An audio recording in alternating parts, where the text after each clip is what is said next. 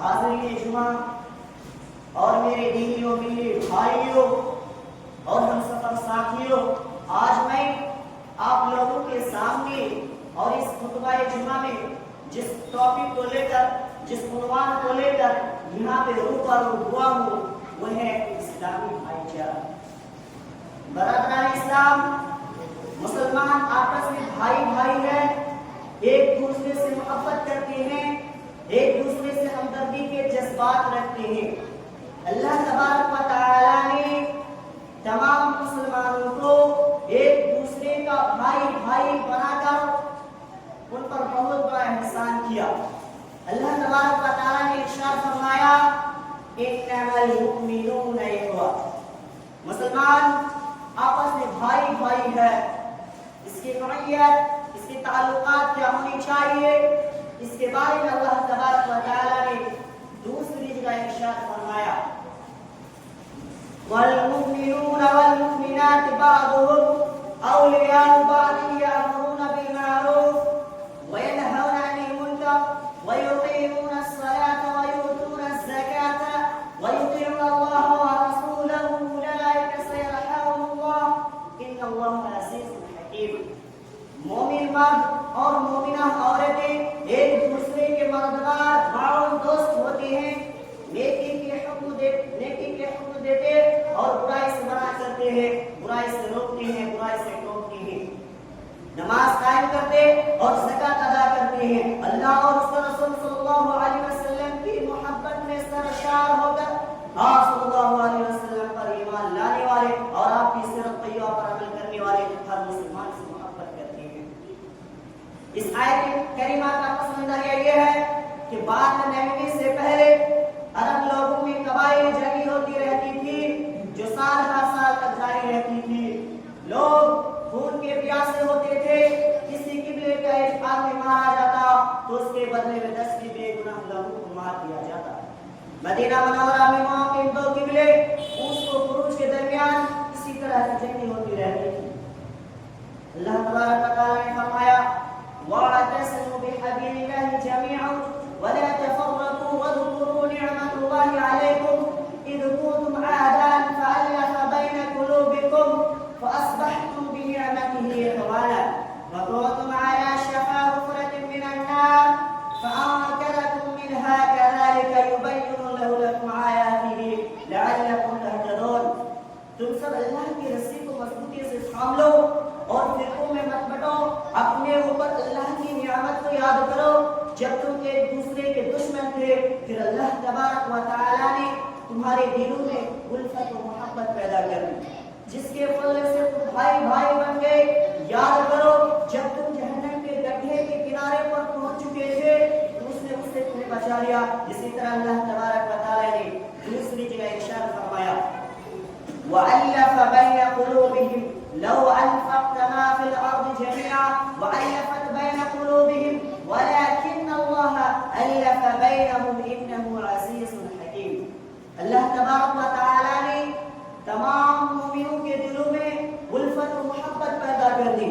اگر آپ زمین پر تمام چیزیں خرچ کر ڈالتے تو آپ ان کے دلوں میں الفت و محبت پیدا نہیں کر سکتے، لیکن اللہ تبارک و تعالی نے ان کے دلوں میں الفت و محبت پیدا کر دی جو غالب اور حکمت والا ہے۔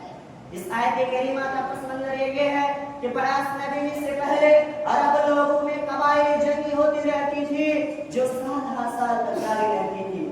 لوگ خون کے پیاسے ہوتے تھے، کسی قبلے کا ایک آدمی مارا جاتا تو اس کے بدلے میں 10 بھی بے گناہ لوگوں کو مار دیا جاتا۔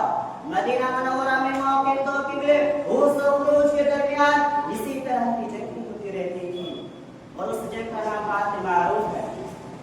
جب اسلام آیا تو اس دین کو قبول کرنے والے مختلف قبائل میں اللہ تبارک و تعالی نے الفت و محبت پیدا کر دی۔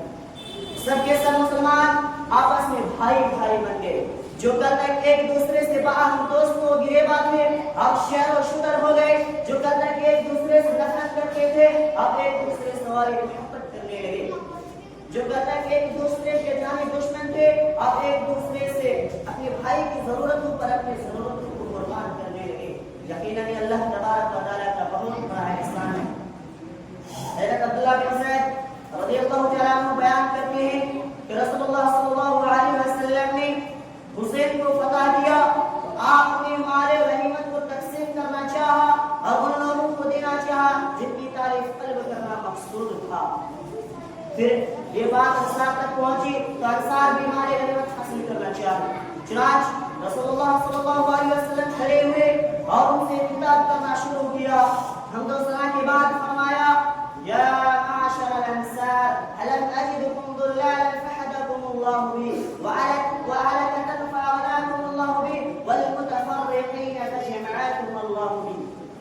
اے انصار کی جماعت، کیا تم گمراہ نہ تھے؟ پھر اللہ تبارک و تعالیٰ نے پھر اللہ تبارک و تعالیٰ نے تمہیں میرے ذریعے ہدایت دی۔ کیا تم فقیر نہ تھے؟ پھر اللہ تبارک و تعالیٰ نے تمہیں میرے ذریعے مالدار بنا دیا۔ کیا تم جدا نہ تھے؟ پھر اللہ تبارک و تعالیٰ نے تمہیں میرے ذریعے جمع کر دیا۔ جب آپ صلی اللہ علیہ وسلم یہ سوالات کر رہے تھے تو انصار ہر سوال کے جواب میں یہ کہہ رہے تھے کہ اللہ اور اس کے رسول صلی اللہ علیہ وسلم کی احسان بہت بڑا ہے، احسان بہت بڑا ہے۔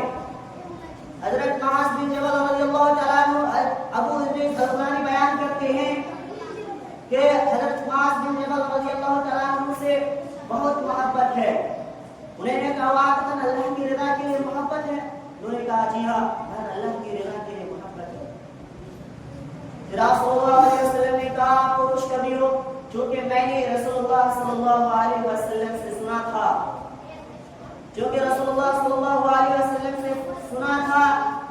آپ صلی اللہ علیہ وسلم نے فرمایا قال اللہ تبارک و تعالی وجبت والمتحابین فی والمتبادلین فی والمتبادلین فی والمتجالسین فی۔ اللہ تبارک و تعالی فرماتا ہے میری محبت ان لوگوں کے لیے واجب ہو جاتی ہے جو میری رضا کے لیے ایک دوسرے سے محبت کرتے ہیں، ایک دوسرے سے مل بیٹھتے ہیں، ایک دوسرے کی زیارت کرتے ہیں، ایک دوسرے پر ترس کھاتے ہیں۔ اللہ تبارک و تعالی نبی کریم صلی اللہ علیہ وسلم نے ارشاد فرمایا مثل المؤمنین فی تودهم وترحمهم وتعاطفهم مثل الجسد الواحد استجب منه عضو تداعى له سائر الجسد بالسحر والحمى۔ مومنوں کی مثال آپس میں ایک دوسرے سے محبت کرنے میں، ایک دوسرے پر ترس کھانے میں، ایک دوسرے پر شفقت کرنے میں ایک جسم کے مانند ہے جن کا اس کا ایک عضو بیمار ہوتا ہے تو سارا جسم اس کے لیے بخار کے ساتھ تڑپتا ہے اور وہ بیدار رہتا ہے۔ اسلامی بھائی چارہ اور اللہ تبارک و تعالیٰ کی نعمت، اللہ تبارک و تعالیٰ نے اپنی نعمتوں کو یاد دلاتے ہوئے فرمایا وَاعْتَصِمُوا بِحَبْلِ اللَّهِ جَمِيعًا وَلَا تَفَرَّقُوا وَاذْكُرُوا نِعْمَةَ اللَّهِ عَلَيْكُمْ إِذْ كُنتُمْ أَعْدَاءً فَأَلَّفَ بَيْنَ قُلُوبِكُمْ فَأَصْبَحْتُمْ بِنِعْمَتِهِ إِخْوَانًا وَكُنتُمْ عَلَى شَفَا حُفْرَةٍ مِّنَ النَّارِ فَأَنقَذَكُم مِّنْهَا كَذَلِكَ يُبَيِّنُ اللَّهُ لَكُمْ آيَاتِهِ لَعَلَّكُمْ تَهْتَدُونَ۔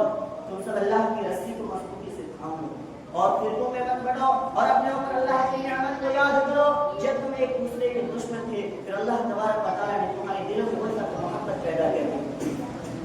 حضرت انس بن مالک رضی اللہ تعالیٰ عنہ بیان کرتے ہیں کہ نبی کریم صلی اللہ علیہ وسلم کے پاس ایک آدمی گزرا، آپ صلی اللہ علیہ وسلم کے پاس ایک آدمی بیٹھا ہوا تھا۔ انہوں نے کہا کہ اللہ کے رسول مجھے اس آدمی سے اللہ کی رضا کے لیے محبت ہے۔ آپ نے فرمایا کیا تم نے اس بات کی خبر دی ہو؟ انہوں نے کہا نہیں۔ پھر جاؤ اور اسے بتا کر کے آؤ کہ مجھے آپ سے اللہ کی رضا کے لیے محبت ہے، پھر آپ جس سے تمہارے درمیان زیادہ محبت قائم رہے گی۔ مسلمانوں کی باہمی حقوق، پہلا حق ہے کہ ایک دوسرے سے محبت کرنا، ایک مسلمان کو دوسرے مسلمان سے محبت کرنی چاہیے، اس سے بہت سارے فائدے حاصل ہوتے ہیں۔ نبی کریم صلی اللہ علیہ وسلم نے ارشاد فرمایا لا تدخلون الجنة حتى تؤمنوا ولا تؤمنوا حتى تحابوا أو لا أدلكم شيء فعلتماه فآمنتم أفشوا السلام بينكم۔ تم جنت میں داخل نہ ہوگے یہاں تک کہ تم ایک دوسرے سے محبت کرو۔